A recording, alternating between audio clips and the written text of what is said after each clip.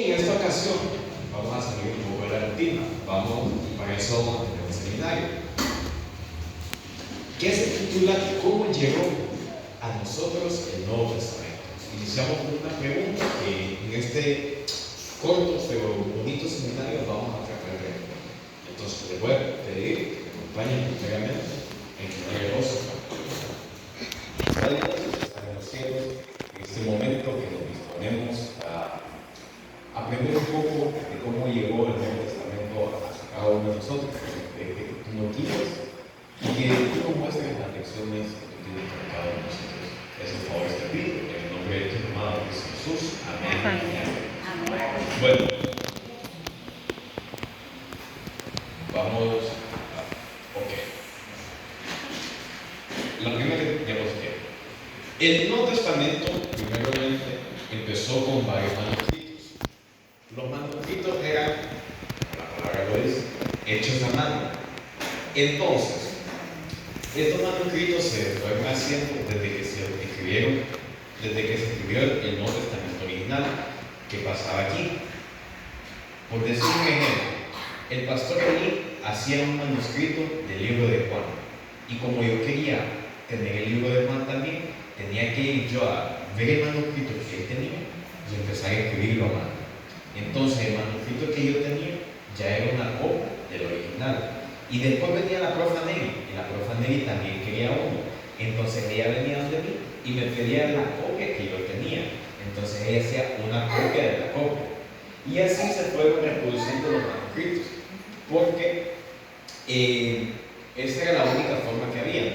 No era tan fácil como decir, voy y hago una impresión de todo el libro de Juan, sino que si ellos lo querían, tenían que hacerlo todo a mano. Entonces, durante aproximadamente 14 siglos, el único método por el cual se reproducía la Biblia, el Nuevo y el Antiguo Testamento, por este caso nos centramos en el Nuevo, era por medio de manuscritos. Era que la persona se sentaba y copiaba todo a mano. Entonces, como había tantas copias, a medida que iba pasando el tiempo, las originales se iban perdiendo. Entonces solo quedaba la copia. Sigamos con el mismo ejemplo. Ahora la profa Nelly tiene una copia de lo que yo hice. Lo que yo hice es una copia del original, en este caso, que el pastor Ali hizo. Y ahora viene la hermana Patti. La hermana Patti viene de la hermana Nelly porque quiere el mismo libro de Juan, pero ella va a hacer una copia desde la profa Nelly, que es una copia de mí, y el mío es una copia todavía. Entonces es un poco chistoso, podríamos decir, pero así era. Entonces al pastor Ali se le perdió el original que tenía, entonces todo lo que nos van quedando son copias. Lo mismo pasó con los manuscritos del Nuevo Testamento. A medida que iba pasando el tiempo, solamente iban creando copias de los supuestos originales, y en otros casos solo eran copias de las copias de las copias. Ok, vamos con la segunda. Hay algo que se llama crítica bíblica. No es que yo voy a ir a ver la Biblia como un libro cualquiera y lo voy a criticar. Yo voy a decir, aquí le falta acentuación, que lo tilde, o algo así. No. Crítica textual o crítica bíblica es el proceso de evaluación de evidencia. Y ahorita vamos a entrar un poco más en detalle en eso. Como pueden ver ahí, el primer texto dice: al haberse presente tantas copias, le compete a los eruditos estudiar cuidadosamente los manuscritos neotestamentales a fin de restablecer un texto del original como sea humanamente posible. Entonces, sigamos con el mismo ejemplo. Hay un erudito que lo que va a hacer es ver todos esos manuscritos que hay del libro de Juan y ver cuál se acerca más al original. Entonces, con el ejemplo que estábamos aplicando aquí, viene un erudito y ve el manuscrito de la hermana Patti, de la profe Nelly y el mío. Los va a evaluar los tres. En este caso hay muchos más, pero bueno, hagámoslo así para que todos entendamos de manera más fácil.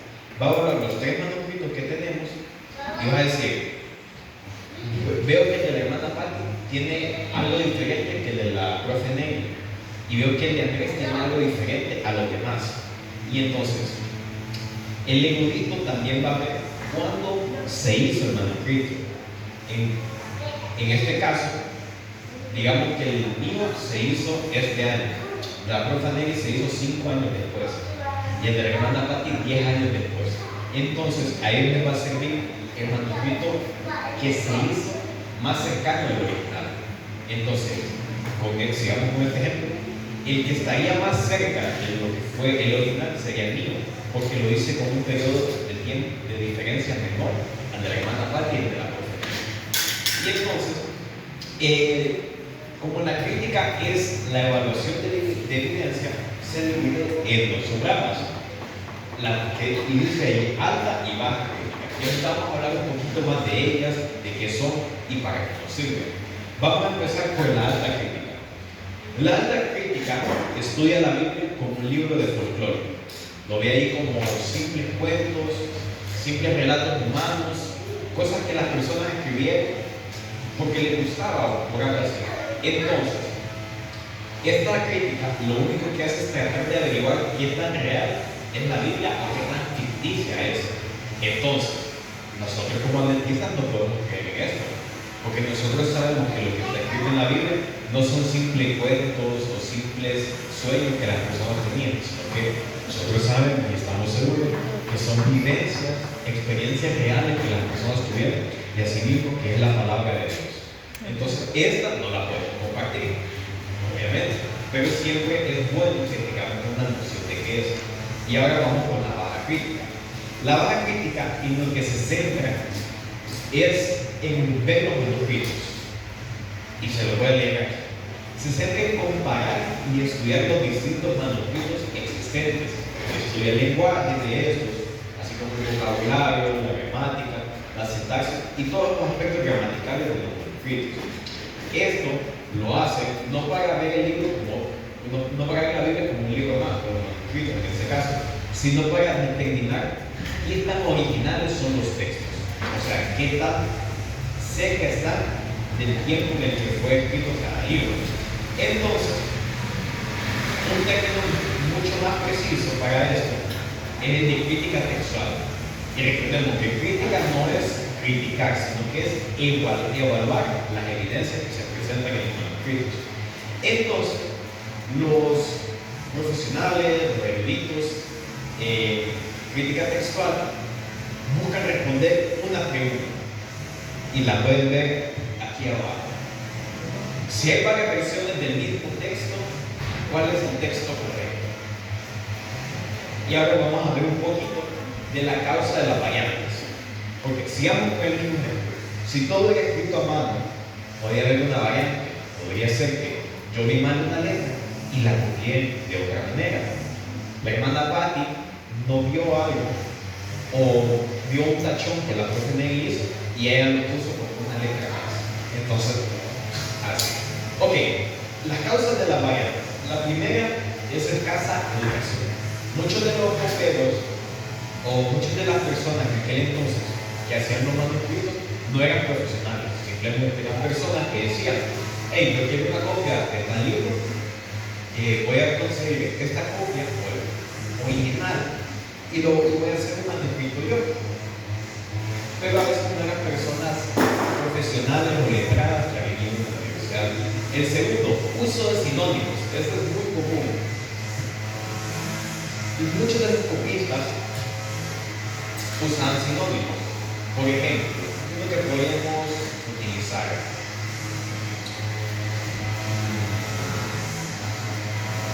él vino y había otro copero que puso él llegó. Entonces trataban de utilizar sinónimos y no lograron malinterpretarse. La tercera, diferencia en la secuencia de las palabras. Esto es como que yo diga: voy a ir a la iglesia, y que la hermana Patti diga: a la iglesia voy a ir. Es la misma oración, es lo mismo, solo que hay un cambio en la secuencia de las palabras. Entonces, también estaba la omisión de palabras.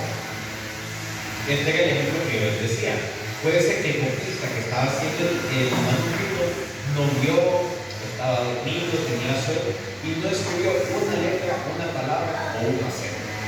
Después están las adiciones.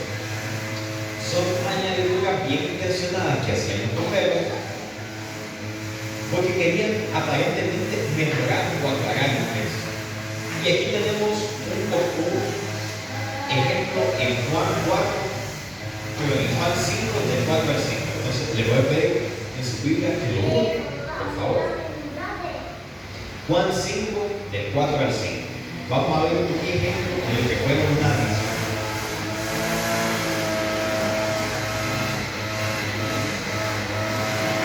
El primero que le encuentre me puede dar la llave.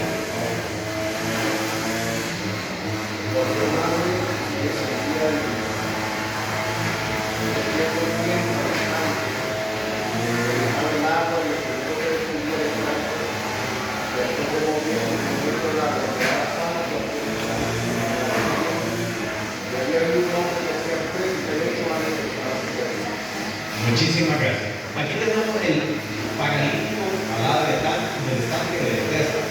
¿Qué pasaba aquí? El copero que hizo, o que redactó este manuscrito, quería aclarar por qué la gente se reunía al lado de aquel estanque, porque no era que algo que estaba implícitamente dicho. Entonces, el copero escribió ahí, entre paréntesis, hay algunas reglas en las que ese versículo no aparece entre paréntesis. Esto fue porque el copero quería aclarar por qué la gente se reunía ahí. Entonces, en su buena intención, él hizo una adición y puso ahí, según su criterio, que un ángel descendía y movía el agua. Entonces, esta es una adición bien hecha, o sea, bien intencionada. Ok, otra causa de las variantes es la condición de las copias previas. Nosotros sabemos, cuando nosotros imprimimos una hoja, porque a medida que va pasando el tiempo, esta hoja se va deteriorando. Lo mismo pasaba con las copias.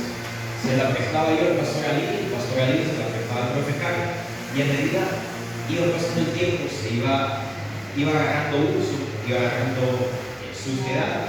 Entonces, se iban deteriorando. Y también había algo muy importante. Entre más antigua era el manuscrito, había ciertas diferencias. Por ejemplo, los manuscritos que eran más antiguos, según escrito, en mayúsculas todos, sin espacios entre palabras y sin signos de puntuación. Y después, y también sin acentos. Entonces, sumémosle todo esto al hecho de que sea un papel arrugado y sucio. Entonces, esto hace que pueden haber variantes. Después, los cambios intencionales eran pasajes que eran difíciles de entender o palabras un poco complicadas. Lo que hacían es que se simplificaban las palabras. Buscaban palabras más elegantes, construcciones gramaticales más modernas y cambiaban esas expresiones poco comunes por unas más actuales. Ahora, vamos a hablar un poco de los materiales de escritura. Como era un periodo de tiempo mucho más alejado del nuestro, no existía el papel como tal, no existía el inventado. Entonces tenemos aquí dos materiales, los papiros y los pergaminos. Y aquí me gustaría preguntarles, ¿quién sabe cuál es la diferencia entre estos dos? Y si no la saben, no se preocupen, ahorita lo vamos a ver. El papiro era, podemos decir, papel. Fabricado originado en Egipto, era un material barato, y como era barato, todos lo usaban. Y como era barato, fácil de hacer, se convirtió en el material de escritura del mundo antiguo. Era elaborado de una planta que crecía en un poquito de agua. Entonces, muy fácil, muy barato, y ahí se empezaban a hacer los. Y también estaban los pergaminos. Los pergaminos eran de cuero, y al ser de cuero era más costoso. Entonces, solo las personas acaudaladas pueden decir: yo quiero el libro de Juan en un pergamino. Un libro, un rollo así de cuero, todo. Y no era tan utilizado porque era más caro. Y con eso hacían un muy buen negocio, porque siempre buscaban el cuero más, ¿cómo podemos decir? Más fino. El mejor cuero. El cuero más fino, correcto. A tal punto que incluso mataban a la vaca bebés, o sea, porque acaban de hacer para sacar un juego más flexible, mejor, y esto es un gran negocio. Y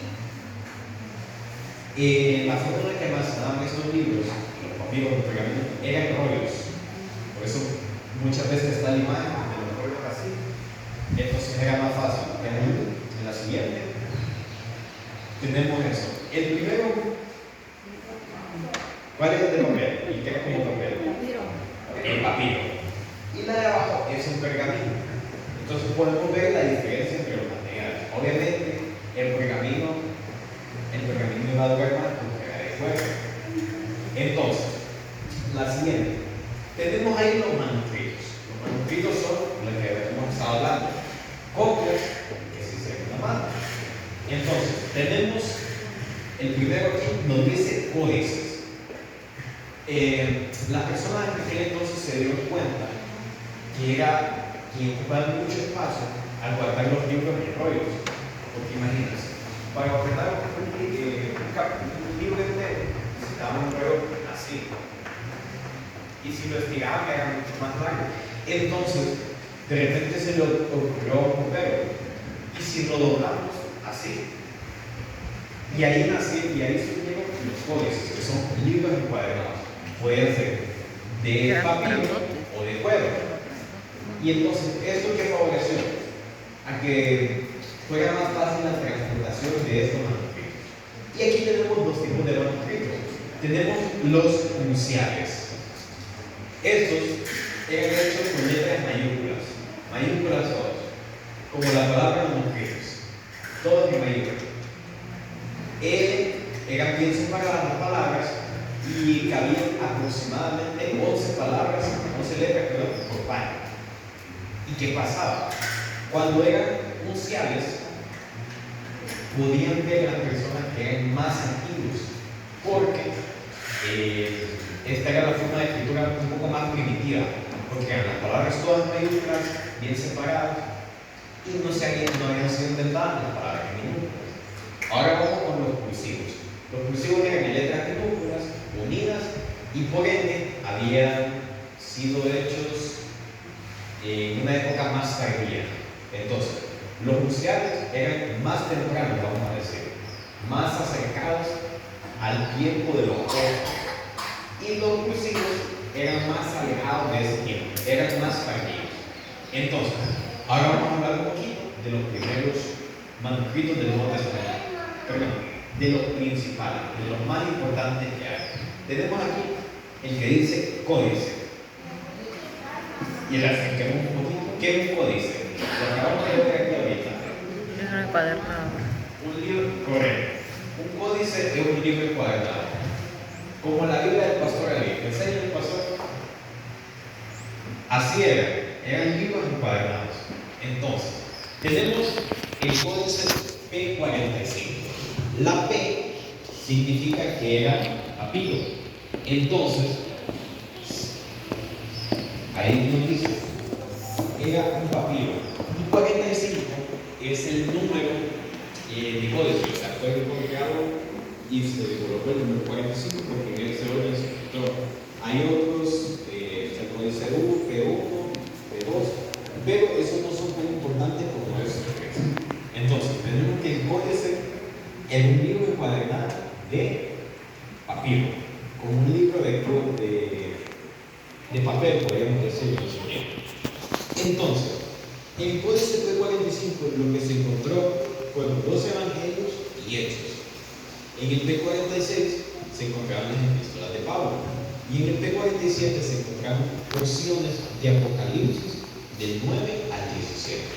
Entonces podemos ver que ahí va comenzando el trabajo de los eruditos, en ver todos estos manuscritos, todos estos códices que se hicieron y poder evaluarlos. En la siguiente, ahí está.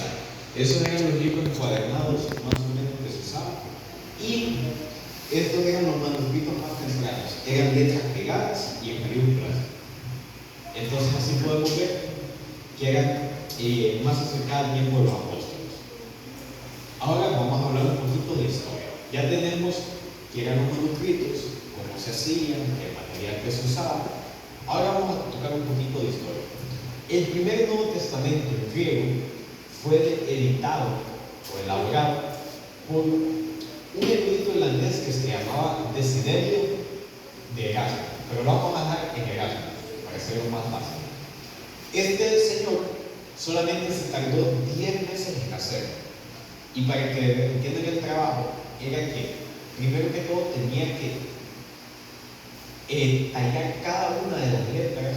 Perdón, todavía me adelanté un poquito a lo del premio. Este hombre solamente tardó 10 meses en hacer esto. ¿Pero qué pasaba aquí? Él solamente tenía manuscritos en letras minúsculas, o sea, manuscritos tardíos, manuscritos que habían sido elaborados tal vez 600, 700, 800, 1200 años después del tiempo de los apóstoles. Entonces no eran fuentes tan fidedignas. ¿Y qué pasaba? Como él se apresuró a hacer este trabajo y lo hizo con premura, contenía muchos errores, había palabras que no estaban bien escritas, y como solamente se basó en manuscritos tardíos, no era un contenido de calidad en lo que él se había basado. La primera edición se llamó Novum Instrumentum y tenía centenares de errores. O sea, él imprimió solo para que esta versión él imprimió solo para que se dijera que él había sido el primero en hacer un Nuevo Testamento en griego. Y por eso, y ahorita que él se imprimió, vamos a hablar de la imprenta. El trabajo que tuvo que hacer fue tallar cada una de las letras del alfabeto griego para que éstas se pudieran imprimir. Entonces ya podemos ver que es mucho trabajo y él solamente lo hizo en 10 meses. Y esto lo hizo así, solo para que se dijera que él había sido el primero, porque había otro que estaba haciendo una competencia con él. Pero el otro decía que iba a hacer su Nuevo Testamento en inglés, en griego y en 4 otros idiomas más. Pero como decimos nosotros, se puso las pilas y le ganó. Después, la segunda edición se llamaba Nuevo Testamento. Esta ya había corregido la mayoría de los errores que había presentado la primera y fue la base del Nuevo Testamento traducido al alemán por Martín Lutero. Entonces ya vamos viendo que, a pesar de que su trabajo tenía errores, fue contribuyendo al mundo cristiano en general. Y la tercera se llamó Coma Johanneum. Aquí hizo una pequeña edición en Juan 1 del 5 al 7. Después de que este hombre, Erasmo, hizo su versión del Nuevo Testamento presa, se siguió utilizando por mucho tiempo porque era con lo único que se contaba. A esta versión se le llamaba Textus Receptus. Textum o Textus significa texto y Receptus significa recibido por todos. Entonces, juntando las dos palabras es texto recibido por todos. Este fue un trabajo monumental que este hombre comenzó, y a pesar de que muchas de las versiones que él elaboró tenían errores, sirvieron como base para unas versiones mejores que se hicieron posteriormente. Y este nombre de Textus Receptus se le otorga por dos hermanos holandeses que se llamaban Elsevier. Estos muchachos habían continuado con la tarea que Erasmo había iniciado, pero ellos decían: nosotros queremos hacer algo mejor que lo que hizo Erasmo. Entonces, ellos se pusieron las pilas y mejoraron eso. Dice aquí en esta, los hermanos se llaman Esteban y Besa.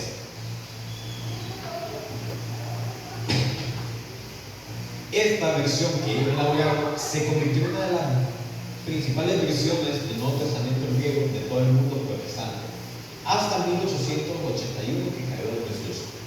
Entonces podemos ver que aproximadamente por 3 siglos, porque el trabajo de Erasmo comenzó en 1516 y este Nuevo Testamento de los hermanos de fue en 1881.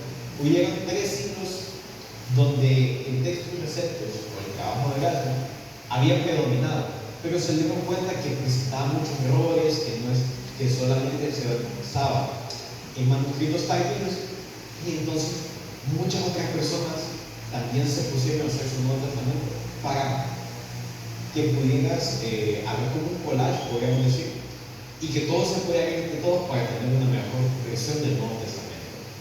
También tenemos aquí otra parte de crítica textual,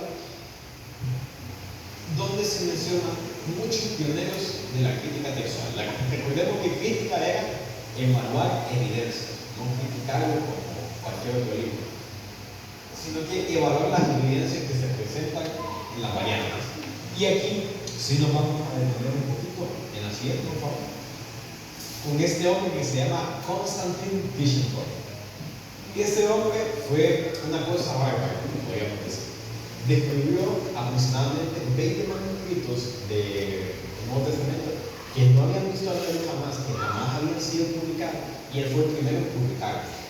Segundo, publicó 24 ediciones del Nuevo Testamento. Entonces podemos ver que al hombre le gustaba trabajar. Y esto fue entre 1841 y 1873. Descubrió el Códice Sinaítico. Y en este les voy a contar una historia un poco chistosa que se le atribuye a este códice. Se nos dice que este hombre, Tischendorf, se había ido a quedar a una casa ahí por el Sinaí. Hay un monasterio de Sinaí. Y se nos dice que él fue y estaba ahí con los monjes y que hacía mucho frío. Y se dice que vio a los monjes un día echando unas hojas al fuego para calentarse. Y de repente vio las hojas que estaban ahí y dice, pero ¿por qué están botando esto si esto sirve? Y los monjes dijeron que no servía. Entonces, justo cuando estaban por quemar estas hojas, dice que él fue y las sacó de las llamas. Ahora, y que él fue y la sacó de las llamas y que rescató esto que se conoce ahora como el Códice Sinaítico. Esa es la historia que él contaba. Ahora la que contaba otra persona. Otras personas decían que él no había hecho eso, que él simplemente había ido al monasterio y se lo había robado. Entonces podemos ver que él se atribuía a haberlo sacado del fuego, pero otros dicen que solamente se lo robaba.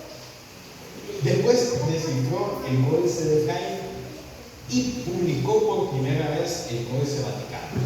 El Códice Vaticano fue, como su nombre lo dice, Vaticano. Entró al Vaticano y él solicitó el permiso para publicar ese material que estaba ahí y se lo otorgaron. Y su obra finalizó con la 8ª edición de su Nuevo Testamento en griego. O sea, él, hasta cuando estaba finalizando sus años de actividad, seguía aportándole al mundo cristiano. Y esta última versión que elaboró tenía un aparato crítico, y vamos a ver qué es eso, muy rico, muy beneficioso, muy útil para el estudio del Nuevo Testamento. Entonces, ahora vamos a lo que es el aparato crítico.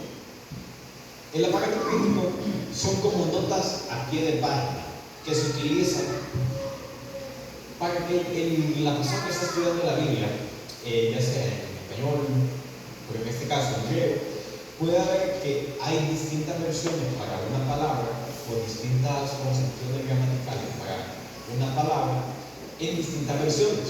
En una versión puede aparecer como Jesús fue llevado al desierto por el Espíritu. Jesús fue llevado por el Espíritu al desierto. Entonces, esto que se llama aparato crítico, lo que hace es poner aquí la versión de la palabrita y poner aquí al lado siguiente qué códice, qué papiros, qué pergaminos apoyan esta traducción. Y muchas veces en algunos solamente aparece que lo secunda en códice tal, solamente uno. Y después puede aparecer una segunda versión y que lo apoyan 20 códices. Y ustedes se preguntarán, ¿por qué si lo apoyan 20? Si lo apoyan 20, se van con el que solo lo apoya uno. Porque no se basan en la cantidad, sino en la calidad. Entonces, si ven que el códice o el manuscrito que encontraron está más cerca del tiempo de los apóstoles, obviamente se van a quedar con ese porque presentan menos errores y hay menos probabilidad de que la palabra haya sido cambiada a comparación de otros. Y ya casi para que vayamos finalizando, pues hay un espacio de preguntas. Si pueden ver un poquito la anterior, vamos a hablar acerca de la valoración de variantes. Si se fijan aquí, hay una B, ¿verdad? Pueden ver la B, ahorita les voy a explicar qué es eso. Tenemos lo que son valoración de variantes. Esas son variantes textuales. La siguiente. Si la variante, como la imagen anterior, tiene una letra B, significa que es una variante un poco menos segura. Pero ¿qué pasa? Si en el caso, si en vez de tener la B hubiera tenido una A, eso nos da a entender que es una variante muy segura. O sea que muchos eruditos y muchos manuscritos secundan que esa variante es la mejor que puede haber. Luego está la letra B, que es un poco menos segura, la C no tan segura y la D, que es casi nada segura. Esta valoración de variantes se utiliza bastante. Hay muchos pasajes en los que casi que todas las palabras tienen el grado A, o sea que todos están muy seguros.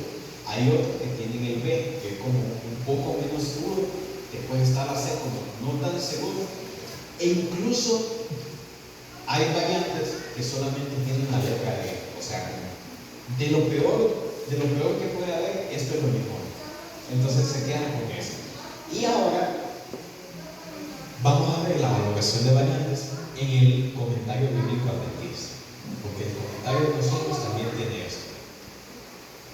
El comentario bíblico adventista la usa de una manera parecida, pero no igual. Y esta nomenclatura solo lo utiliza el comentario bíblico adventista. Esto sí lo utilizan los demás comentarios del diccionario. El comentario bíblico adventista tiene 5 formas de valorar la variante. La primera dice: la evidencia textual establece que, o sea que, por lo que se puede ver en el texto, versos anteriores, versos posteriores, se demuestra que no hay duda. O sea que ese versículo así fue escrito y así lo encontraron. Luego está la letra A.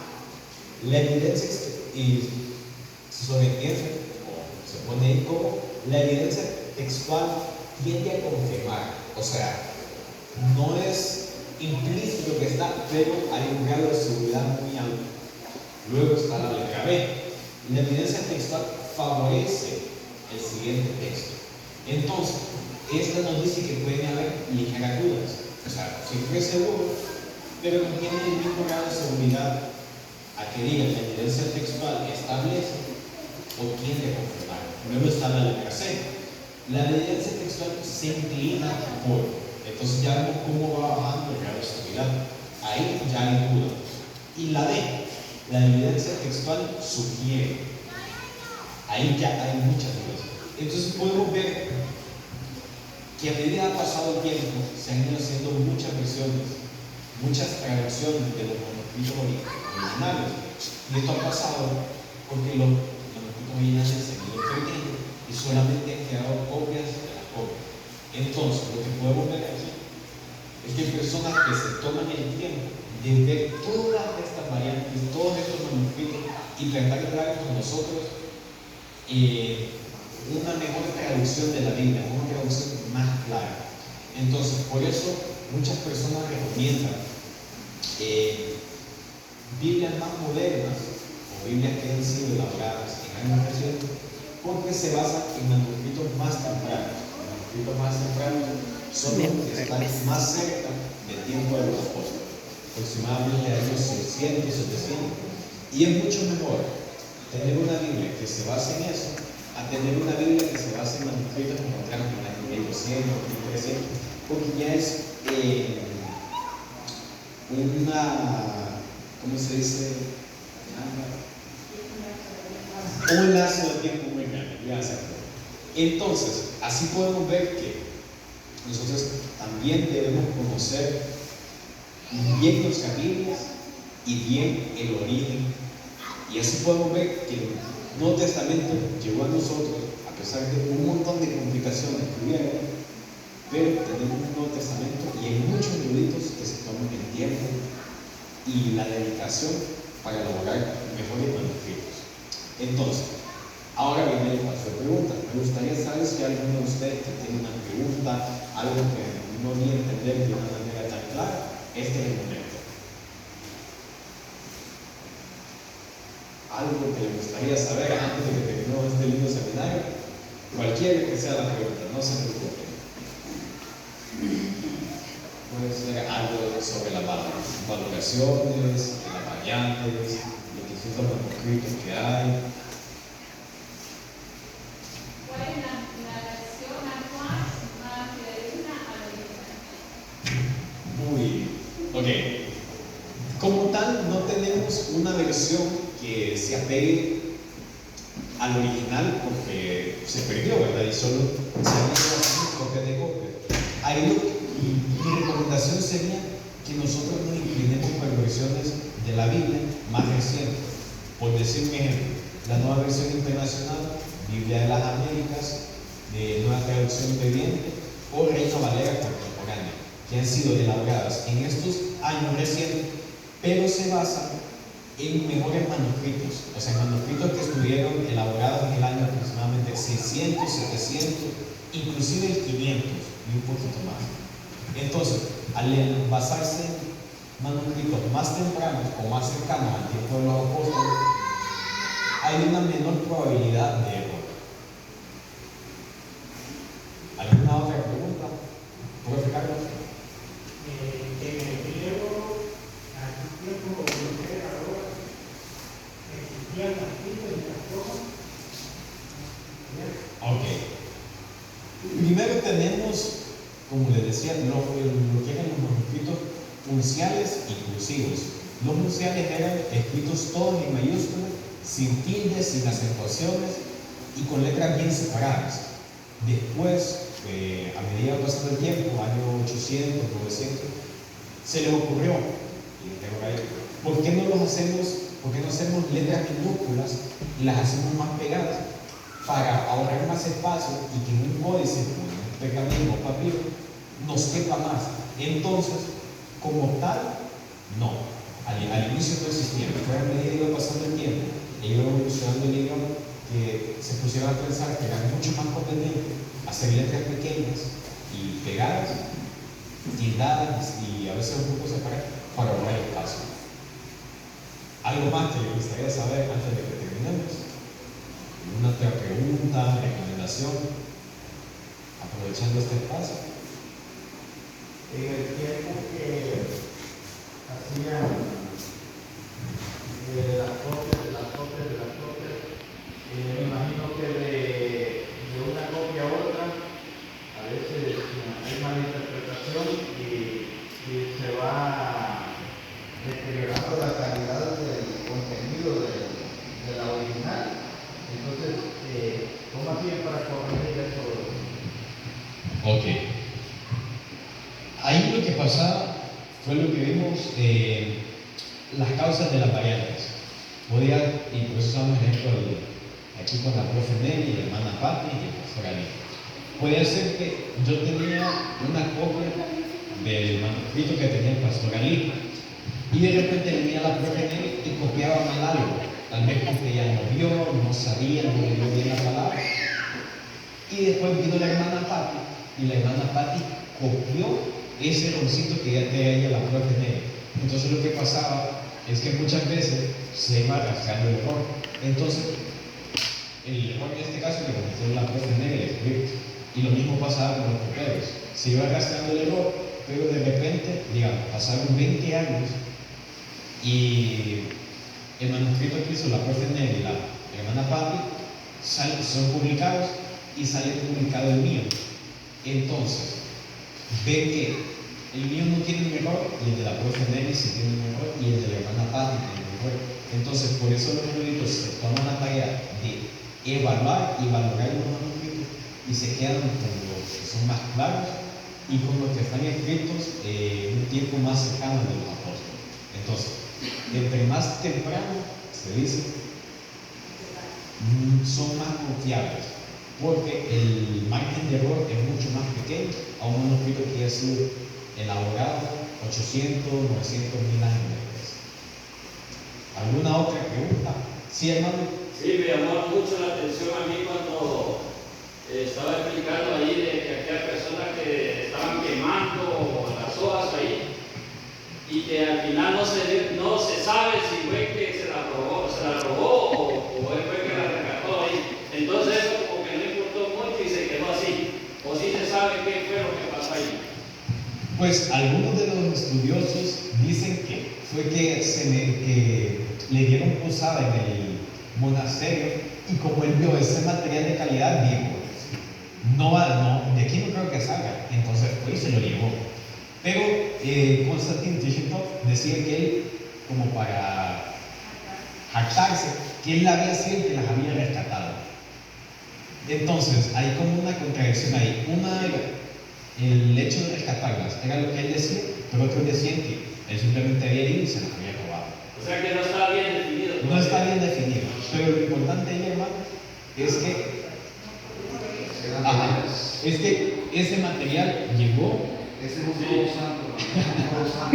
Ese material pudo O sea que ser. al final no me interesó mucho que No interesó mucho el medio, porque siempre llegó a ser publicado y llegó a beneficiarnos a cada uno de nosotros. Es como que usted se roba mi libro. ¿Alguna última pregunta, hermanos? Diga. Hermano, hay una Biblia que dice, bueno, tiene sábado, pero en otra Biblia dice reposo. ¿Por qué usaron esa? Ok, ahí lo que pasa es que muchas veces ciertas casas editoriales o ciertas personas prefieren utilizar, como decíamos aquí en la causa de Varela, sinónimos. Entonces usan día de reposo por sábado. Y lo mismo pasaba cuando traducían o cuando hacían los manuscritos. Trataban de usar sinónimos o palabras que sean más llamativas, más claras de entender y las reemplazan por términos a veces que no tienen tanto uso. ¿Alguna otra pregunta? ¿O sería esa la última? Si no hay alguna otra, dígame.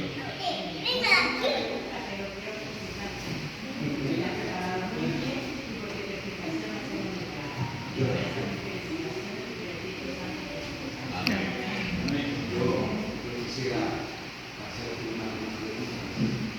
Presentando la forma como se va a hacer. No se la tengo. No, la alta crítica para que se oriente un poquito a formar ese derecho. La alta crítica, más que estudiar el texto con un aspecto crítico para buscar la mejor versión, la alta crítica buscaba la forma de delimitar el texto. O sea, la alta crítica buscaba la manera de encontrar en la Biblia y hacer de la Biblia un texto no confiable para la salvación.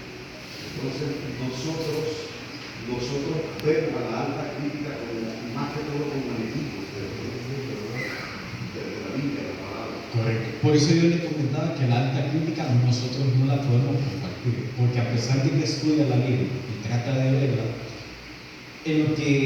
lo que tratan de hacer ellos es desmentirla, o sea, ver que solamente folclore, ver que solamente son cosas que las personas dicen que pasaron, no que son reales. Entonces, por eso nosotros, como decía el pastor, no la podemos compartir. Ellos son teólogos que le dan más valor a la historia separada de la Biblia que a la misma Biblia. Entonces, digamos, para así decirlo, en palabras más simples, que los enemigos más grandes que la Biblia tiene son estos teólogos que son categorizados en la categoría de la alta crítica.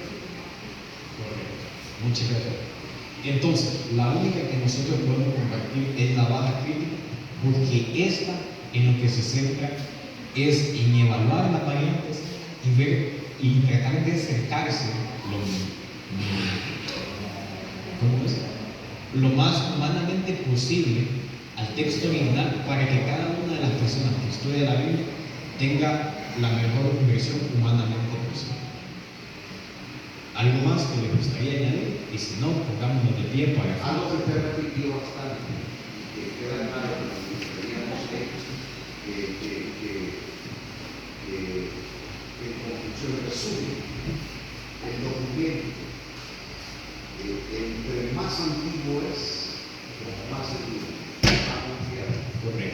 entre más cercano al tiempo de los apóstoles, es mucho más fidedigno. Porque volvamos a utilizar el ejemplo aquí que teníamos con el pastor ahí. Si yo voy a donde el pastor ahí y hago una copia del libro de Juan que él tiene, pongámosle, con un año de diferencia, o con 10 años de diferencia, y después viene, vamos a ver aquí, Profe Carlos, 100 años después, y viene a querer hacer una copia de una versión, de una copia que alguien hizo de lo que yo hice, ya va aprendiendo con un grado de seguridad. Entonces, por eso los eruditos se basan en los manuscritos más tempranos, le llaman ellos, porque están más cerca del tiempo de los apóstoles. Y ahí también influye en lo que hablábamos. Un manuscrito se puede ver si es más temprano, tardío, por el tipo de letra. Si es letra mayúscula, se le llama inicial, y es mucho más temprano, o sea, mucho más acercado al tiempo de los apóstoles. Y si es en minúsculas, pegaditas así, es mucho más ¿cómo es? Está mucho más alejado del tiempo de los apóstoles. Andrés, con un seminario has despertado la curiosidad de los demás. No se me gustaría preguntar. Si yo quisiera ver sus códices ahora, ¿dónde tengo que ir? Ok, los códices no los tengo aquí, pero se los puedo compartir, puedo conseguirlo. Esos, la mayoría están en internet. Uno puede poner códices P45, 46 y 47, que son de los más importantes, y así uno puede tener una versión. También, si ustedes gustan, para conocer un poquito más de Nuevo Testamento griego, pueden buscar en su Biblia, en sus teléfonos, una página que se llama Logos Kalogos, que es un interlineal que les muestra el texto griego y la traducción literal de cada palabra. Y ahí les da un pequeño análisis gramatical. Entonces, esa es una herramienta muy útil. Se llama Logos Kalogos. Logos Kalogos. Y así hay distintos software que uno puede conseguir para aprender eso. Bueno, si no hay nada más, hermanos, les voy a pedir que nos pongamos en pie para poder dar por finalizado este seminario.